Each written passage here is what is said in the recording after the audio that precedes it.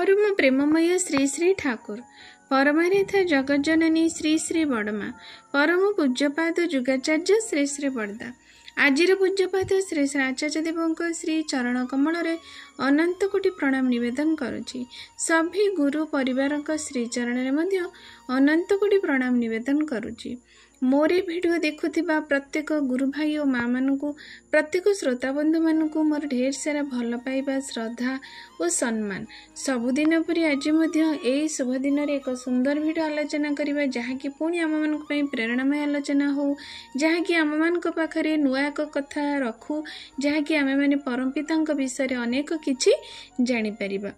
तेणु आज गोटे से एक सुंदर आलोचना परम उद्धाता श्री श्री ठाकुर अनुकूल चंद्र पुस्तक मु पढ़ी आपण सामने रखा चाहूँगी। समय बहु पूर्व से चली आसिले। टॉपिक है यहाँ 1945 मसीहा अक्टोबर मासरे जेसी गुप्त नामक जड़े हार्ट स्पेशलिस्ट ठाकुर को देखा हिमायतपुर आश्रम को आसीथिले। डाक्तर हेबा संगे संगे ज्योतिष शास्त्र में बहु पारदर्शिता थिला। से केष्टदांक ठारू श्री श्री ठाकुरंकर कोष्ठी नहीं विचार करे कहिले जे ठाकुरंकर परिवेश तांकर मर्यादा बुझिबा को सक्षम नथिला। You are much in advance of your time. आपण आपणकर समय बहु पूर्व आसीचंती। एक कथा श्री श्री ठाकुर से कहिले।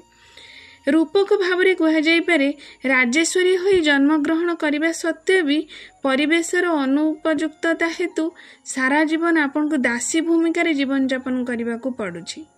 जगत आपणकर असामान्य अवदान सम्बन्ध जानी बुझी पारिबो आपणकर देहावसानर बहु वर्ष परे। किंतु गोटे दिगरे आपण महाभाग्यवान तो आ गोटे दिगरे आपण महादुखी। आपण माने चिकित्सा करी आमे माने कोन करिबो। आउ परिवेश जदि आपणकर मिशन फुलफिल वाले उद्देश्य को परिपूर्ण न करे से आपण अंतर रे जो गभीर वेदना और व्यर्थता बोध रहिबो ताहा पई बाकी जीवन आपण को किंतु बेसी भाग समय अल्पे बहुत असुस्थ रहिबा को पड़िबो। आपणकर भाग्य केतेटा रामचंद्रंक परि सहस्र बांधव मझिरे एकाकी रहिबे। आपणकर मनर दुख केही बुझिबे नाही। एही हेउची आपणकर विधि लिपि।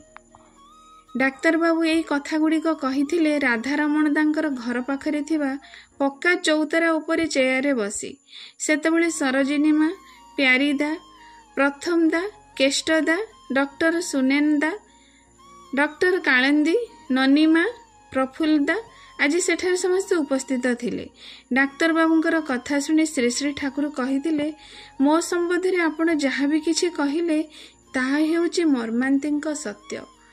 ए कथाटी सुंदर आलोचना ए आलोचनाटी लेखा जाइए जे किपरि भावे परम प्रेम श्री श्री ठाकुर अनुकूल चंद्र जेतेबेले नरतनुरे ईश्वर पुरुषोत्तम होई मध्य आसीचंती आम मानक संगे लीला करिबा पई ए मनीष को उद्धार करिबा पई मनीष समाज को विभिन्न ए प्रतिकूल परिस्थिति नहीं अनुकूल परिवेश रे रखिबा पई जेतेबेले तांकर चेष्टा थाए किंतु ए समाज तांको सेतेबेले ग्रहण करेनी। आज मध्य से करू नहीं किंतु जहाँ भी से ज्योतिष ठाकुर विषय कही आपण को जीवार बहु वर्ष पर समाज आपणकर ए असामान्य जहाँ कि सामान्य असामान्य जहाँ कि मनीष केबे भाभी पारिबनी श्री श्री ठाकुर अनुकूल चंद्र मनीष समाज पे दे कि कौन जाइचंती से सब को बुझिबा ताको अनेक वर्ष लागी जिवो। आउ प्रकृत कथा से जहाँ भी से ज्योतिष कहिचंती श्री श्री ठाकुर तांको जीवन रे राजा हुए जन्म नहीं राज परिवार रे तांकर जन्म अचलाचल धन संपत्ति भंडार रे परिपूर्ण तांकर जीवन थिला।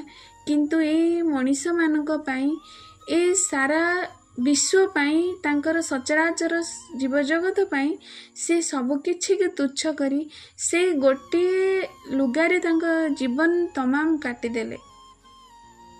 जीवन तमाम केवल मनीष मानक पाई ही काटी देले। ए मनीष माने किपरि मते ग्रहण करंतु सत् पथरे चलतु निज जीवनर प्रकृत मूल्य को उपलब्धि करंतु आउ जीवनर आनंद जीवन जे केते मूल्यवान ताहाकु से अनुभव करंतु। एटा ही तांको जीवनर मुख्य लक्ष्य थिला। सेइथिपई से शेष समय कहिके गले जे मु एते दिन रहिली किंतु मनीष परी मनीषटीए पाइली नहीं। तेणु श्री श्री ठाकुरंकर ए समय बहु पूर्वर आसी जीवार जहाँ ज्योतिष कही ताहा किंतु एक वास्तव दृष्टांत घटना। ए घटना छोट हेले आम मैंने ये सब ठाकुर विषय अनेक किछि जहाँकि पुस्तक रही जाए समस्ते पढ़ती नहीं समय अभाव हुए तो मु चेष्टा करे से सबगुड़ी को किपरि निजे पढ़ी अन्य पाखरे एभली भाव छोट हो पछे तोली धरे अंतत पक्षे पढ़ापी हुए तो समय नहीं किंतु मोबाइल लगे टे शुणीदेले आम मैंने अनेक कथा किछि जानीपारू। तेणु ये छोट छोट प्रयास किपरि मोर सार्थक हो परम पिता इच्छा पूर्ण हो आ समस्त मंगल प्रार्थना कर आज वीडियो रखुची।